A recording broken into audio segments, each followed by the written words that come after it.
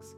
Yeah, my life growing up wasn't that incredible. I had those points in my life where I was like, oh yeah, I'm a 4-year-old kid running around, but then I was moving around a lot, so I didn't really get to make those friendships that you do at that young age. And then about 5 years old, I got taken out of my parents' custody and placed into my nan's, which was cool. But then I started questioning things like, am I not good enough for my family? Am I not good enough for my parents?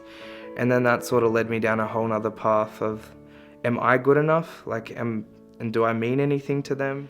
And then at the age of 6, I got placed back into my parents' custody, which wasn't that good because I was still moving around all the time.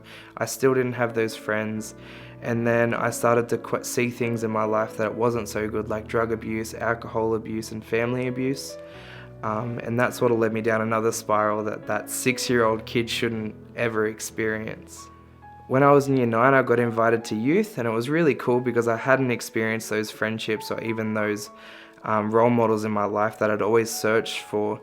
And then as I went to youth, I met some awesome friends there, and even as I met them, I realized that I was valued there and I belonged there, sort of thing. And then when I did build those relationships, that's when I met Pastor Joel. And then Pastor Joel was the person who spoke life into me when no one else had before. And he really just built me up to the person I am today. So after being at youth for about 3 or 4 years, I then decided to prioritize other things, and I walked away from church and I walked away from my relationship with God, which wasn't the best time for me. I then decided to do stupid things. I put work ahead of my relationship with God. I put even friends ahead of my relationship with God. And that was really a pivotal moment for me in my relationship with God, because I then truly understood what brokenness was, and to do life without God, and that have those moments where I couldn't survive by myself. And then I think that's where the really cool thing was when God brought Ben Green back into my life.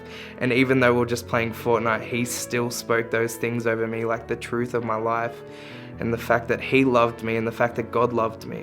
And it wasn't that we were just playing Fortnite, it was the fact that he was building that relationship with me to bring me back to God. So I remember when I first came back, I came to a service. It was the service where they were praying Pastor Benar and Charlie in as the senior pastors of the church, which was really cool, and it was really cool for me to experience that. And in that moment, I just realized that this is the place I was meant to be.